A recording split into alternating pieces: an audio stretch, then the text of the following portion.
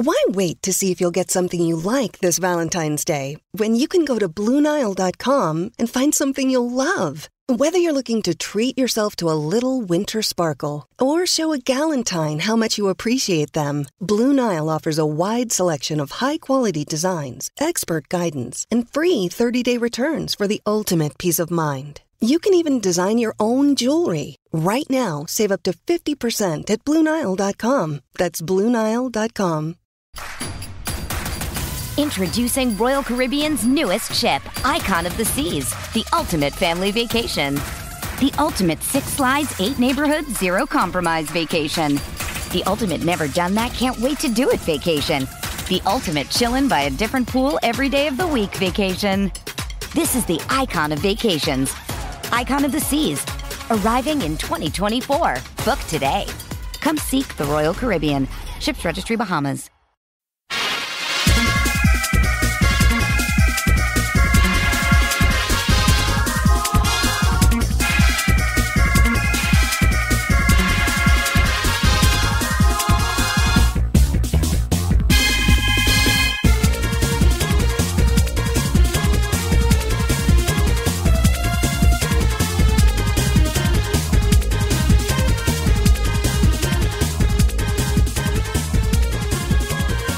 Hello again, hockey fans. Are you ready to brave the wild with me, your buddy Paladino Joey?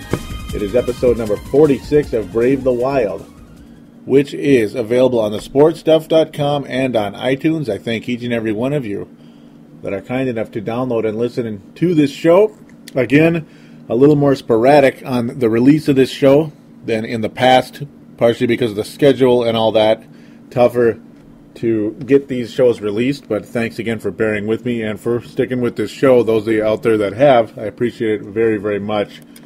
Of course, we focus on the Minnesota Wild. We're going to pretty much talk about the Minnesota Wild in general as their play of late, about the last month or so, month and a half, shucks, almost 2 months already. November the 25th, the last release, episode number 45 of Brave the Wild. A very fun show where basically we just, again, talk about the Wild in general, the play of the team, the prospects in the Houston Aeros camp. We're going to look at that as well today. The chances of the Wild making the postseason still about the same as they were most of last year, though again, there's more positives to this team than last year. So we're pretty much going to go with that. Forgive me for saying that word twice. Yeah, I mean, the Wild pretty much in the same position, again, as of January the 16th, 2011. That's today's date, officially. Probably the release will be the 17th or so, when Dylan Richardson is able to get this thing on iTunes and thesportstuff.com. Yeah, the Wild, the 10th seed in the Western Conference. The good news is, though, the road record is significantly better than it has been in a long time. They are 11-7-3 on the road. Actually quite impressive. The Wild, streaky, definitely streaky this year. They were kind of streaky last year, but they seem to be streakier than ever. I noticed they're just a stronger team, I think, overall than last season, yet at the same time, how much stronger, kind of hard to say. There's a little more depth. Of course, one of the main reasons the Minnesota Wild are a better team this year than last is the play of Brent Burns. I mean, he has been the most valuable player on this team thus far this season. It's not Martin Havlat or Mikko Koivu, who have 38 points in 44 games apiece. They're almost identical statistically. I mean, Koivu has one more goal than Havlat, and Havlat has one more assist. That's kind of funny. Well, other than, of course, tonight, Havlat getting his 11th goal of the year, but that's just another story.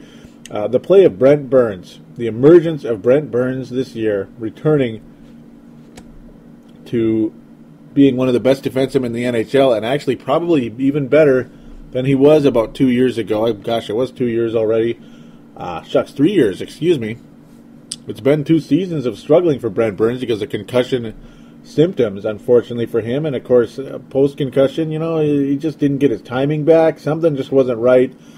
The whole Jacques Lemaire thing, who knows? Jacques Lemaire, definitely not the kind of coach that's going to make your team statistics, your players' stats go up, that's for sure. Not that everything's all about stats, but no, the play of this team, you do see stronger play of this team at times. The goaltending has been better than last year, there's no doubt. Nicholas Backstrom having his worst year with the Wild last year. Josh Harding also his worst year with the Wild. Injuries riddled the goalie position last year in a big way. Very, very frustrating indeed. And Jose Theodore has been a very nice he's been a very nice piece for this team this year. Jose Theodore. The addition of Jose Theodore, officially 8-7 on the year. Goals against average 2.66. In fact, he's almost identical to Nicholas Backstrom. Nicholas Backstrom getting bit by the injury bug a bit this year. Anton Khudobin started tonight, folks. Started in net. He had one start earlier in the year, struggled a bit, but tonight gets the shutout against the Vancouver Canucks. A very exciting game for the Wild. A 4-0 victory for the Minnesota Wild tonight at home in the XL Energy Center. 4-0, Anton Khudobin with a shutout. He has really, a lot of people say he's too small to be successful at the goalie position in the National Hockey League, but he has his moments, and we'll take it. Anton Khudobin has his moments, and we will absolutely take it. So yeah, in general, just the Wild, you got to like the stronger play, but at the same time, there's some issues with this team as well. Certain players that are very frustrating. Pierre-Marc Bouchard, though, did return from his concussion situation. He has now played 21 games. He has 10 points in those games. Started out very strong with a goal in his first game, an assist in his next game. He started getting a point almost every game. But for the last several weeks here, or last 2 or 3 weeks, we'll say, he's been pretty quiet. Has been Pierre-Marc Bouchard. That's unfortunate. Chuck Kobasu occasionally has a little streak where he had 2 or 3 goals a week ago. Other than that, most of the year, very ineffective in general. Those are kind of pieces we got to look at here. Patrick O'Sullivan, well, the previous show was like, oh, O'Sullivan returns. I can't believe it. Well, Patrick O'Sullivan put on waivers just yesterday. Patrick O'Sullivan put on waivers. Unbelievable. They're already pretty much had enough of him. He only had 7 points in 21 games, and that's unfortunate. It was nice to see O'Sullivan back, but certainly not the player a lot of people expected him to be coming into the National Hockey League via the draft. And wow, it has been a frustration. Marek Zidlicky also suffering what appears to be a season-ending injury. Unfortunately, Marek Zidlicky, yeah, man, oh man, oh man. What could be a season-ending injury, excuse me. He's on the injury reserve as of now with a shoulder injury. It could be, officially they said it could be out at least 2 weeks, but it's looking more like the whole season. And that is very unfortunate considering how well Marek Zidlicky is playing. This guy, when I hear people say they don't like him, I'm kind of surprised. I'm like, really? You don't like Marek Zidlicky? Really?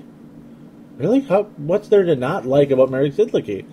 He might not be the best defensive defenseman, but I mean, he is about as good of an offensive defenseman as you're going to get, and he's fairly reasonable. It's not like it's $10 million a year for him or something. Very, very, very sad to see him go out with injury. Indeed, that is definitely frustrating. That is quite a shame. Marek Zidlicky about shucks at the end of December there, December the 30th, suffering that injury. Another injury, of course, a while ago, Guillaume Latendresse.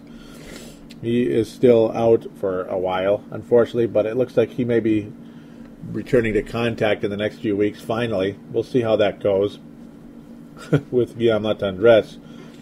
It's like a lot of people saw him as he's probably going to be a disappointment this year. You know, the few games he played in, only in the 8 games, he was actually not bad, really, considering. He really wasn't all that bad at all, ultimately. The Wild have had a lot of shuffling up and down with their young defensemen, Clayton Stoner, Marcos Candela, Casey Willman. It's just been all over the place. Guys going up and down. Cam Barker. Oh, this is a concern I was going to get to a minute ago. Cam Barker, boy, this is definitely a blemish on Chuck Fletcher's record so far. He's been excellent, I think, thus far. Chuck Fletcher, a chance to be, he might become one of the better GMs in the NHL. But Cam Barker, that's a trade that just did not work out. He is a low energy player. He doesn't really seem to belong here. He just doesn't seem to belong here at all. a lot of people would tell you his numbers were, and I'd agree with them, his numbers were bloated because of the Chicago Blackhawks power play was so good. I mean, they went on and won the Stanley Cup last year.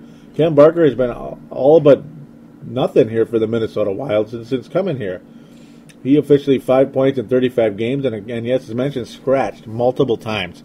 When you give up your top prospect on the defenseman position in Nick Leddy, that's frustrating. It really is. And, of course, you also get rid of Kim Janssen, who you had no intention of re-signing anyway, but at least was a piece if you wanted to make some type of a run to the postseason.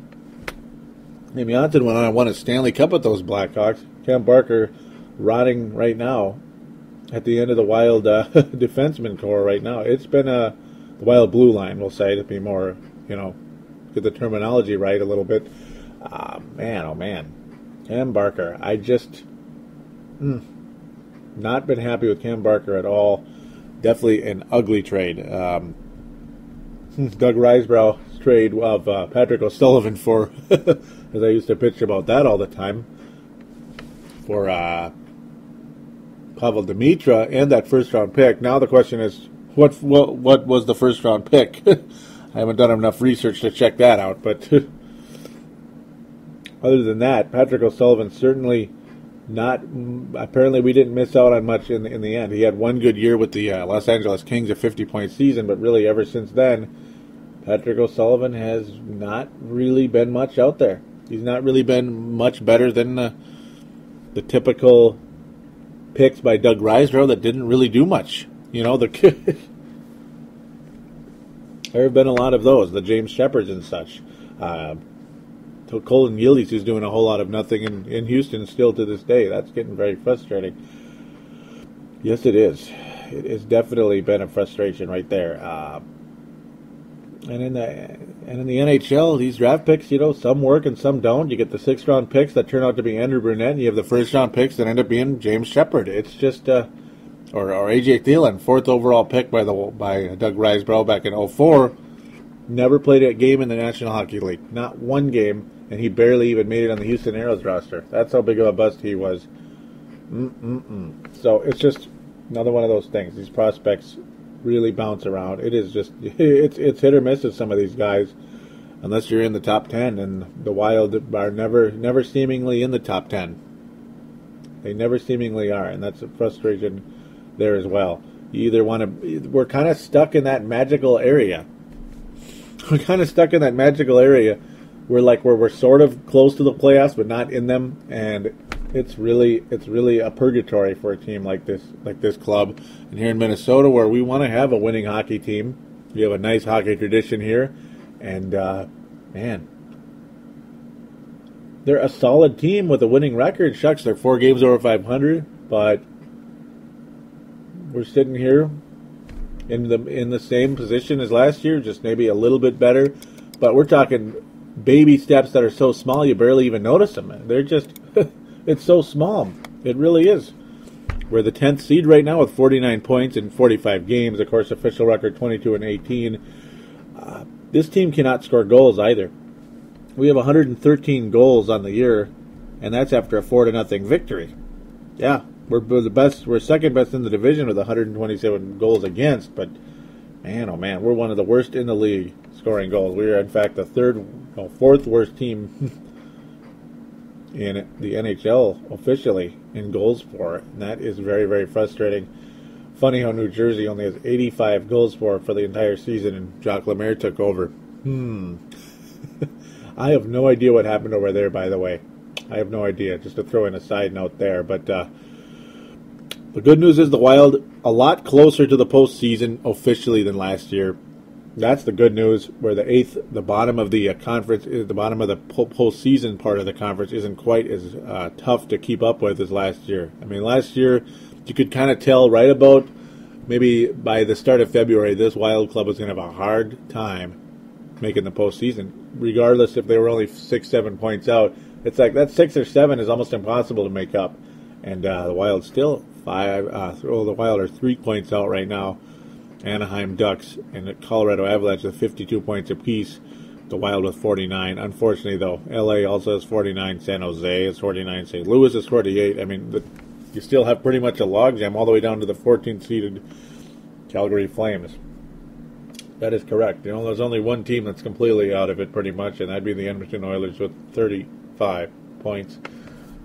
Postseason still on the horizon for this club. And yeah, as I mentioned, the good news is the road record has really been outstanding. I mean, 11-7. Why not win some home games?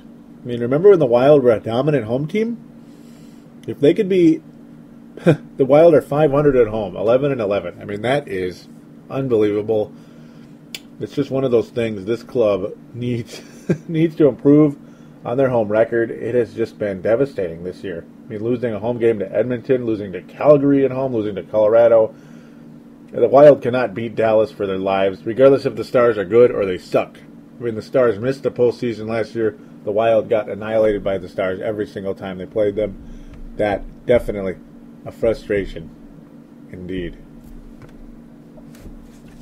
Absolutely a frustration.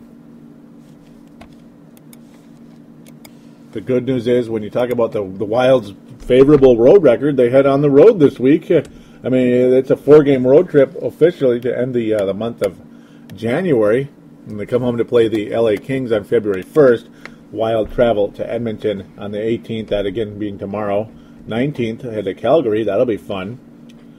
And then Saturday the 22nd, we head to San Jose, and then to Chicago on the 25th. Next Tuesday, the 4-game road trip. Hopefully the Wild can come out of there with at least a 500 record, if not a 3-1 record somehow down the line there. That would be very much appreciated indeed if they could. I got to think the Wild need to win both in Edmonton and Calgary. Right now, at this point in time, they're inferior teams, and again, with the Wild's favorable road record, well, take care of business. I mean, this is how you make the postseason: is you win games in Calgary and Edmonton. Major test for the Wild right here and now. Major test indeed.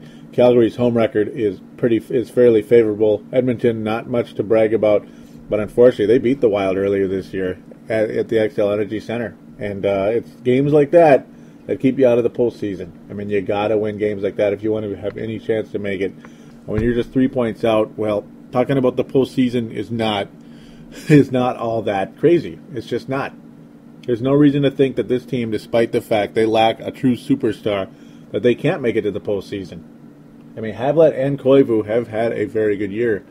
Unfortunately, neither one of them making the All-Star team, believe it or not. But Brent Burns will be going to the All-Star game this year, and very much deserving. He has really risen to the occasion. And, of course, with the more offensive-minded Todd Richards at the helm, I got to think a guy like Brent Burns can be an all-star in this league. I mean, there's no reason to believe that Brent Burns can't be an all-star. No reason at all. He has been playing some really strong hockey, and it's nice to see him fully recovered from the multiple concussions. It really is a good thing to see a full recovery from that once and for all, not only physically, but mentally. I mean, you have to mentally recover from something like that, especially to play in a game like the NHL. It's just it's an amazing thing. So with that, we are going to start a new little bit here for Brave the Wild to try to make things a little bit more fun, and to also bring back the Minnesota North Stars, the Minnesota North Stars memories, Minnesota North Stars tradition to Brave the Wild. It's like I figure, why not? Why would you not want to talk about the North Stars a teeny tiny bit on each Brave the Wild show? I mean, they're really the real Minnesota Wild, you could say. So, a quick little pop quiz. How many division championships did the Minnesota North Stars win from 1967 to 1993 when they unfortunately moved to Dallas? The North Stars won 2 division championships in their history. Yeah, unfortunately, that's it. But those years were 1981-82 and 1983-84. And, of course, unfortunately, 81-82 was the year after the North Stars went to the conference finals. But they could not follow up that type of run. Or Stanley Cup finals, I should say.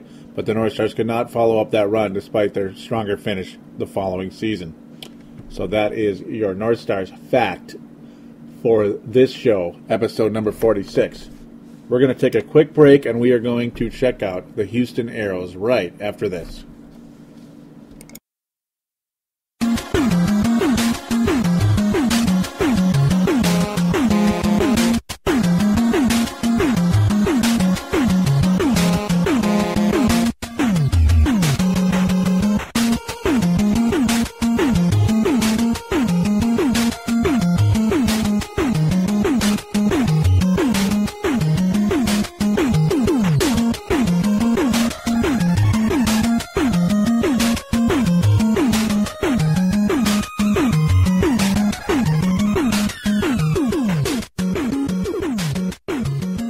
And we are back here on episode number 46 of Brave the Wild, which is a reminder for iPod users and, of course, Microsoft's doing and other MP3 players that you might be listening to out there.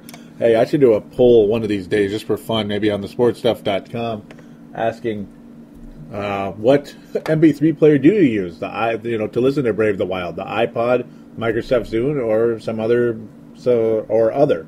I ought to do that just for fun. Maybe those of you out there. See what you guys listen to out there, just for the hell of it. So now the Houston Aeros, of course, the Minnesota Wild's affiliate for their farm system to see how their prospects develop. Marco Scandella, of course, up and down. He's on the NHL roster now. His play improved as the year progressed. Of course, looked on as one of the top Canadian defensemen out there, according to that whole World Championships and Olympics and stuff. But other guys on this roster, still not all too exciting, though. I'm looking. There's one guy who has emerged of late. That's good news. It's good news for the Wild. I mean, they need some good news, and they're still very bare cupboards over here. Colton Gillies, though, only 12 points in 35 games, continuing to struggle, continuing to have a hard time finding his niche in the AHL, much less the NHL. As you remember, Colton Gillies last year was pretty much invisible for the Minnesota Wild. Guys like Casey Wellman, Nate Prosser, they're okay players, but are they really long-term fits in the NHL? I don't think so. But there's one guy who has quietly emerged, and no, it's not Robbie Earle or Maxim Norrell. And yes, Robbie Earle is leading the Houston Aeros in scoring, and yes, he's a solid NHL player who probably deserves to be on an NHL roster, but only on the fourth line. He's a quirky guy who gets it done, though his improvement is evident. I mean, I think he deserves to be in the NHL, though unfortunately for him right now, he's not in the NHL. He is a nice player, more so than some people may believe, but again, not a long-term prospect type of guy, but he is that gutty fourth line guy who will get you some goals. He will get it done, and hey, he's doing a good job in Houston, that's for sure. I've liked what he does on the NHL level, though. You don't really even get to see these guys play much. But Cody Almond, that's right, Cody Almond has emerged a bit. Remember, last year he had a very late start to the season with an injury. He missed about 6 weeks coming in. It definitely slowed down his progress last year. Didn't get a chance to even try to make the NHL roster. In fact, he had to just go rot in the he had to rot on the injury list for a while, the injured reserve, and then came back with Houston and was virtually a non-factor until of late.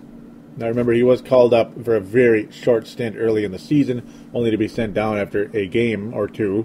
But Cody Almond right now, emerging of late. 11 goals, 12 assists in 43 games, good for 23 points. Oh, and he's probably the best player on this probably the best overall player on this roster. I got to think, on the current roster of the Houston Aeros. That's encouraging.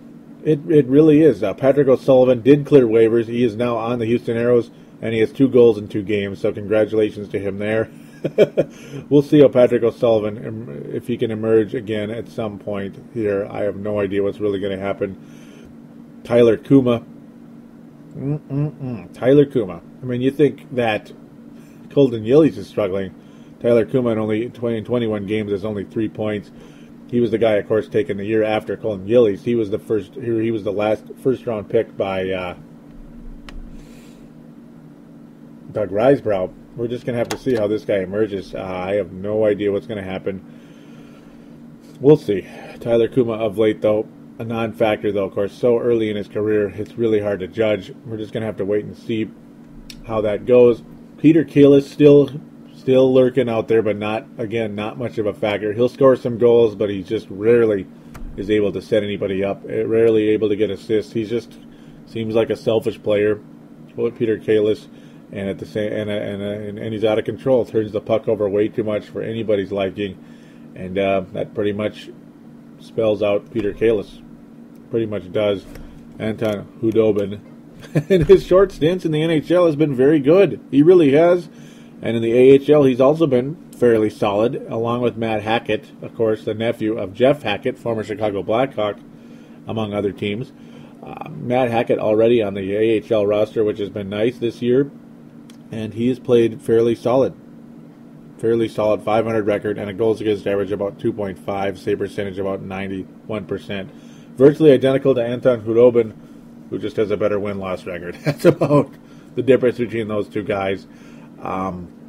Houston Aeros not the greatest team, that's for sure. And hey, when you don't have many prospects on your roster, they're not going to really amount to much, unfortunately. That's just how it goes. It is what it is. It's pretty much the situation with the Wild right now and their farm system. Nothing horrible, but nothing spectacular. Though it is nice to see Matt Hackett actually playing fairly decent, because the Wild do need more prospects at that goalie position. And that was Chuck Fletcher's first goalie taken since he's been the general manager of the Wild, was Matt Hackett in the previous draft. Not this last June, but the June before that. And it's been, he's quietly emerging, though, of course, the goalie position takes longer than anything. It does. It took took Josh Harding at least 4 years to make it to the NHL, and he never really became a full-time starter. And unfortunately, as we all know, out for the season this year, and I have no idea what his future holds. No idea. He'll very unlikely be back on this team. Maybe Matt Hackett or Anton Khudobin emerges. We will see how that turns out. Other than that, though, the Wild is very close to the postseason, but again, continuing to parallel with those teams ahead of them. Continuing to lose when Anaheim loses, and win when Anaheim wins when the Wild win. Same with Los Angeles, Colorado, all these other teams. San Jose, you got to think San Jose is better than the 11th seed. I mean, you just know it when you look at that. Columbus, Calgary, Edmonton, I have no idea. St. Louis, I don't know either. I kind of think they are what they are. But LA, Anaheim, all those teams, San Jose, the Wild are going to have to just flat out prove that they're better. And so far, the evidence does not necessarily prove that, and that's pretty much, again, where things stand with the Wild, constantly paralleling with other teams, and that's where the frustration comes in. That is where the frustration comes in, and that's what happens when you lack a star player on your roster. It's nice to have a little depth. The Wild have more depth this year. That's been the strength, not only at the forward position, not only at defenseman, but at the goalie position, very much so. In two goalies who are pretty much identical right now, Jose Theodore and Nicholas Backstrom. You really don't lose anything with either one of them. You really don't. Maybe on the shootout, Theodore is a little bit better. That's about the difference between those two in that sense. And the Wild, well, in the shootout, they haven't been all too spectacular this year, and quite frankly, they rarely have been. That's, again, the unfortunate part. This road trip is, again, another nice test. The Wild need to go out there and take care of business in Edmonton and Calgary. So, again, I apologize that it's been a long time since the previous show. We are going to try to get back sooner rather than later so I can have more detailed game reviews, and hopefully the schedule allows that. If not, we'll be back hopefully fairly soon. Hopefully maybe by the end of the month, or within 2 weeks or so, or maybe at some point in February, maybe early, maybe late. We'll see how it goes, but those of you out there, again, thank you for keeping up with this show. I do appreciate it very much. Trying my best to give you a good product and also a show that's, heck, worth listening to. And you're not listening to some robotic voice saying, the Wild are doing good, stuff like that. Try to also give you as honest opinions as I can along the way. So right now, if I were a betting man, this team does not make the postseason. because they just haven't proven otherwise. They haven't proven it. They'll win 3 games, they'll lose 2, they'll win 2, they'll lose 3. So sooner or later, you got to have a consistent, sustained, strong level of hockey. You got to win 7 out of 10. Then you got to win 9 out of 13. The Wild have not been that kind of club for quite a while now. Not since their division championship season. And even that year, they looked awfully weak most of the time in big games. In any type of game they had to win, like Detroit or something, if they wanted to really make a push, the Wild would get beat. And, well, we'll just see how that goes. So, hopefully sooner than later, Brave the Wild will return for episode number 47. And, no, we're not going anywhere. So those of you out there that want us to go away, sorry, we ain't going away. So, with that, we're going to move on to the contact details. Brave the Wild, again, available on thesportstuff.com and on iTunes. We would like you to join the message boards on thesportstuff.com. In the upper right-hand corner, simply click TSS boards, then click on register. You can talk hockey, basketball, football, baseball, whatever, video games, politics, God knows what else, bowling. Not bowling. Well, yeah, probably bowling too. Who knows what else on those message boards. They look really nice. They're fun people to talk to on there. Do give it a check. Chris Porter is also a really nice hockey fan on there. You could probably talk to him. I'm sure he'd be a nice guy for you to meet and talk about the NHL. He is a very knowledgeable hockey fan out there. So that's a shout out to him. He's also hosted NHL East to West at one point in time, but his schedule got in the way. Luckily, mine isn't quite as bad, so I'm able to do this show sometimes. Also, though, there's a call-in line. There is a call-in line, 209-736-7877, 209-736-7877. Mention you're calling it for Brave the Wild. Make a statement. Talk about Martin Havlat. Talk about Chuck Fletcher. Talk about the direction of the team. Todd Richards, again, his job was possibly in jeopardy earlier in the year. Now it's been a lot quieter. Didn't really talk about him as much on this show as I would have liked. But we'll probably do it more on episode number 47. My personal belief is that Todd Richards is going to be on this team at least until the start of next season. We'll see how it goes from there. It would be a little too early to make that kind of a move, especially with you can notice the small baby step improvement with that. But yeah, that's the idea. Do call in, make some comments. I'd enjoy it. Maybe you like the intro. In fact, I think it's the best intro I have out of the three podcasts I do. I think this show has the best intro. I don't think there's any doubt about it. The Airman theme from Mega Man 2. Yeah, do enjoy that. So again, thank you always for downloading and listening to Brave the Wild. We will be back hopefully sooner than later. Take care, everybody.